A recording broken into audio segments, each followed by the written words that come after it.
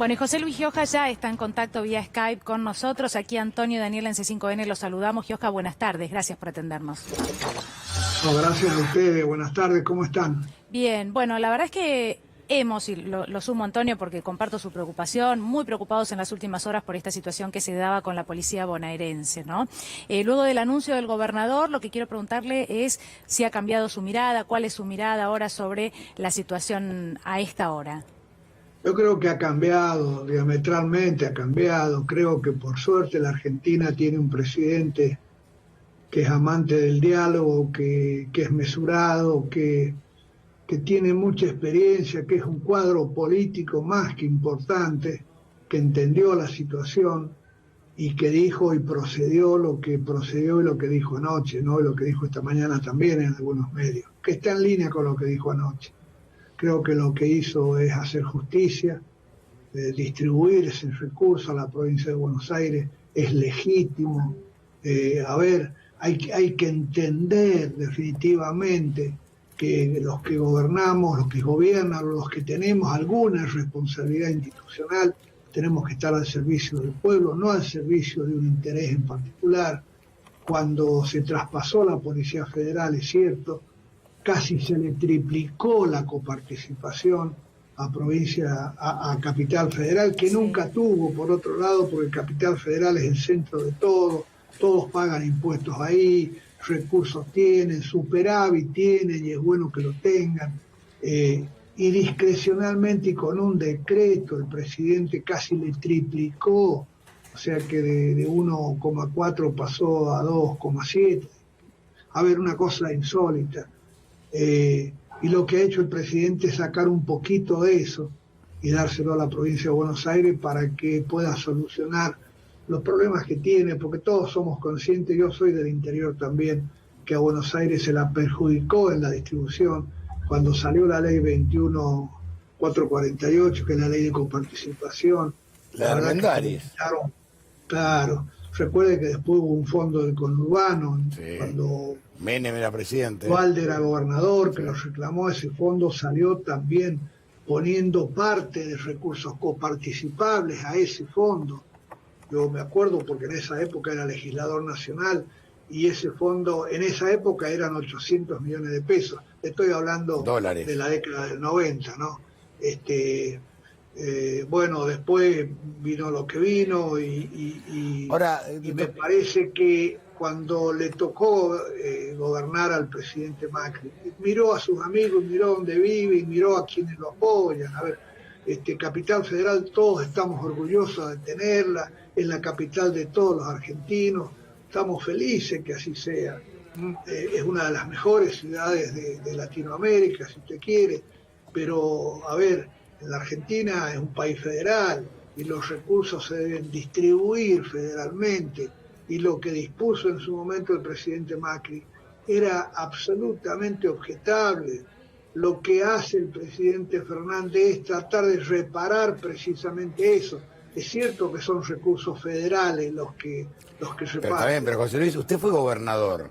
¿Está pendiente desde 1996 la modificación a la ley de coparticipación federal? Está pendiente. Que estaba en la Constitución del 94. Claro. La Constitución reformada del 94 mandó a hacer una ley de coparticipación. Y puso como límite en 1996. Una demanda constitucional. Y puso como límite en 1996. Es difícil conseguir un acuerdo porque es una ley convenio. Las leyes convenio tienen que estar todos de acuerdo, ¿se acuerda? Todas las jurisdicciones. Un disparate. Tiene que ser aprobada por todas las jurisdicciones. Y si alguna no lo aprueba, no tiene vigencia. Y además ese artículo provisorio, en las cláusulas provisorias de la Constitución, el 75, inciso 2, creo que era.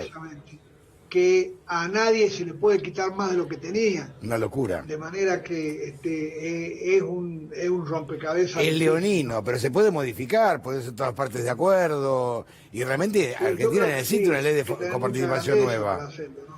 Pero está bien, pero hay que hacerlo, porque, a ver, desde que tengo memoria y hago periodismo, yo recuerdo a los gobernadores yendo a pedirle a Alfonsín, a Menem, a todos los presidentes fondos coparticipables, porque encima descentralizaron absolutamente todo, cargaron las provincias con una enorme cantidad de cargos Y le quitaron fondos coparticipables, o sea que las condenaron a Claro, fundirse. pero tengamos presente de qué estamos hablando, ¿no? Estamos hablando nada más y nada menos que de la vida de las provincias. Las En mi economías provincia- regionales. En mi provincia, a principios de siglo, casi el 90% de los recursos eran de coparticipación. Lo pudimos bajar a 70, 60 y pico, pero lo principal en las provincias, especialmente las nuestras, las llamadas chicas, son los fondos coparticipables, cosa que no es en Capital Federal, tampoco es en la provincia de Buenos Aires, pero lo que sí es cierto que a provincia de Buenos Aires, cuando se hizo la ley, se hizo pensando en otra idea, ¿no? En que, La capital de Viedma, ¿se acuerda? sí, por supuesto, estaba de gobernador Armendáriz, no Sí, me voy a olvidar inolvidable. nunca, y era presidente Alfonsín. Sí, y que la provincia Después pudiera de la generar una riqueza que modificación, mire, yo evidentemente estos años no pudo generar y que se ha llenado de pobreza justamente, ¿no? También. Esa era la intención y algo que finalmente no se pudo concretar y por eso ahora las modificaciones. Pero le pregunto por la cuestión de las últimas horas, ¿no? Todo lo que vimos el día de ayer, sé que fue uno de los que condenó lo que sucedía en la Quinta de Olivos, el anuncio de hoy del gobernador Kicillof, bueno, aparte de lo que estamos hablando, pero el conflicto en sí mismo, más allá de este punto de coparticipación que parece resolver las cosas. ¿Qué piensa de todo lo que ha pasado en estas últimas 24 horas, sobre todo? Yo pienso que tiene que ver hay un hilo conductor con muchas cosas que pasaron en la Argentina últimamente y que pasaron en Latinoamérica también, porque de pronto Argentina, con mucha paciencia, con mucho trabajo, con mucho esfuerzo y con la oposición de unos poquitos también de adentro, pudimos resolver el laberinto más cerrado que había, que era el tema de la deuda externa.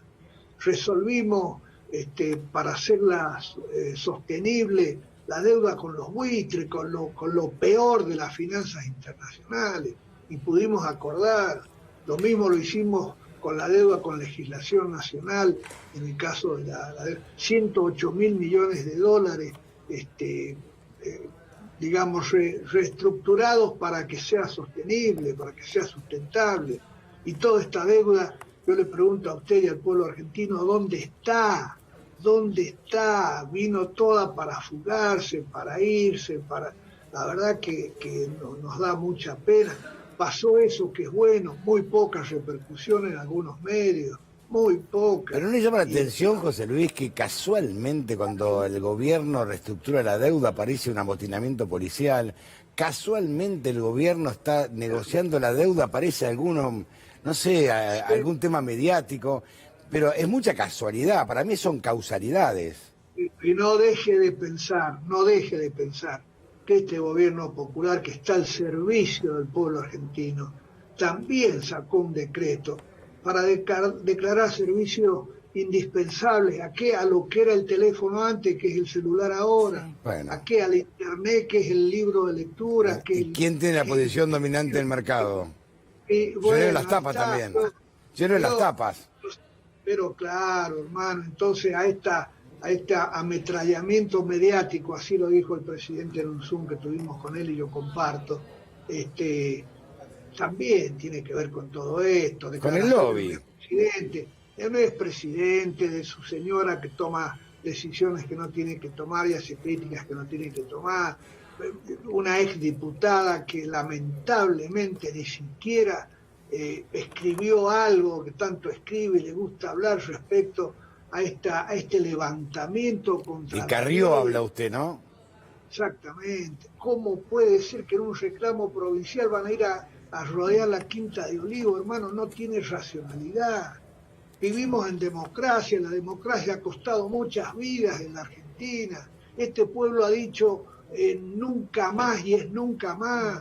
Ahora, que no sueñe, eso va a pasar. ¿Usted le da importancia a las declaraciones en los medios, al intento del día de ayer de rodear la Quinta de Olivos? Porque hay dos miradas muy distintas, ¿no? Y se lo pregunto directamente. Hay quienes dicen, bueno, no, esto sucede en los medios de comunicación, es el discurso de un sector, pero no tiene efecto real. Y hay otros que dicen, la verdad que en Bolivia empezó el levantamiento de las fuerzas policiales y en 3 días estaban los periodistas sacando fotos en la habitación de quien era el expresidente Evo Morales. Destruida. ¿No? Destruyéndole la casa, rompiéndole los muebles, la verdad, con una atrocidad, algo que no creíamos que era posible ver, ¿no? Y después de los índices que dejaba un gobierno como el de Evo Morales, además, que no es un dato menor, un dato al pasar. ¿Usted qué importancia le da a esto que pasa? Porque hay como dos miradas muy diferentes, ¿no?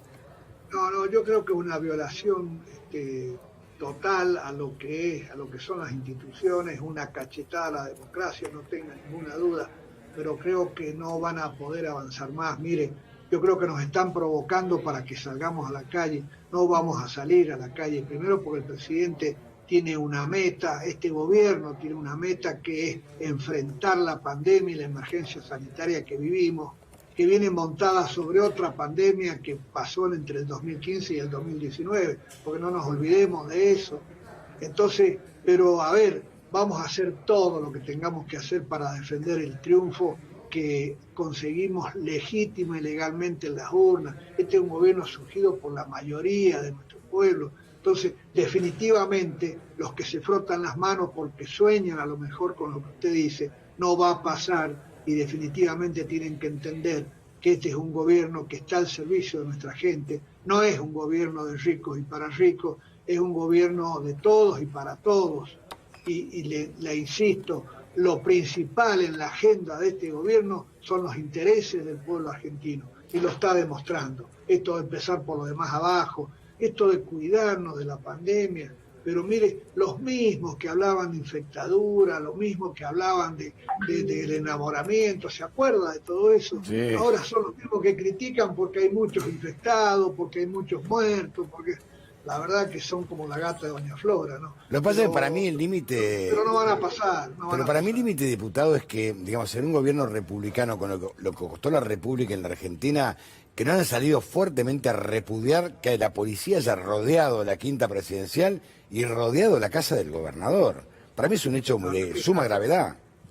Es grave, institucionalmente, por supuesto que es grave, y deslegitima un reclamo que puede ser justo. Totalmente de acuerdo. De hecho, que el gobernador hoy creo que ha dado una solución más que justa, entonces no se puede seguir con esto, porque además usted analice quiénes son los cabecillas un poco de todo esto y va a ver que todos tienen antecedentes de haber sido militantes o ser militantes precisamente de ese sector durísimo de la oposición, que es el que no entiende que perdieron la elección, que es el que no entiende que no pueden haber más privilegios, que es el que no entiende que las tarifas dolarizadas se terminaron, que la timba financiera se terminó, que en vez de timbiar hay que producir, que en vez de especular hay que producir, que tenemos que fomentar el trabajo y la producción, pero tenemos que salir de la pandemia también. Y hoy hay mucha gente que la está pasando muy mal, y el Estado está presente y es solidario, cosa que no pasaba antes. Yo le pregunto a usted y a los oyentes, ¿qué hubiese pasado con un gobierno que no tenía Ministerio de Salud, que no tenía Ministerio de Ciencia y Técnica, que está vinculado a de trabajo? No tenía Ministerio de Trabajo. ¿Qué hubiese pasado? Un Estado que estaba ausente, autoridades que gobernaban para el grupo. Están ahora, saliendo a la luz cosas que pasaron. Lo que llama la atención... No puede pasar más. Lo que llama la atención, José Luis, es que hay un sector de la oposición que está trasladando el debate de ideas a la calle, y como decía Alfonsín recién, está muy enojada porque el oficialismo no debate las ideas que ellos proponen, algo realmente loco. No quieren debatir, hermano, quiero un ejemplo. Mire, hace una semana y pico, el martes de la semana pasada, montaron un show, un verdadero show en la Cámara. Vinieron de donde vinieron, se contagiaron, hicieron todo lo que no tenían que hacer. Tuvieron 8 horas, nos tuvieron 8 horas deliberando, que sí, que firmaban, iban a firmar, no firmaron. Y el martes firmaron lo mismo que tenían que firmar el martes anterior. Pero claro, había que hacer el show, había que desgastar, había que poner palos en la rueda, había que opacar cómo estamos avanzando. Ayer Alberto lo decía y yo comparto y soy solidario con eso. Que se ha hecho mucho en la Argentina, en algunas actividades y en algunos números, en lo social, en lo económico sobre todo, estamos igual que cuando empezó la pandemia. Lo que pasa es que nos olvidamos de la pandemia anterior, ese es el problema. Entonces, nosotros tenemos que hacer un llamado, y lo hacemos humildemente a todos, para que definitivamente consolidemos la democracia en la Argentina. No hay otra cosa, no hay otra posibilidad. Creo que tanto Alberto, presidente, Cristina, vicepresidenta, es el resultado de lo que el pueblo eligió, y lo que tenemos que hacer es, el que gobierna, hacerlo lo mejor posible, como intentamos hacerlo y como lo estamos haciendo, y el que es oposición también tiene responsabilidad de sostener el sistema, que ocupe el lugar que la gente le dio, como nos dio a nosotros anteriormente. Lo que pasa es que no asumen, lamentablemente, de que no están gobernando. Creen que todavía tienen algunos derechos y algunos privilegios que no los pueden tener, y que quiera Dios que no los tengan más, ¿no? Gioja, gracias por haber hablado con nosotros. Bueno, no, gracias a ustedes, que lo pasen muy bien. Muy amable, gracias.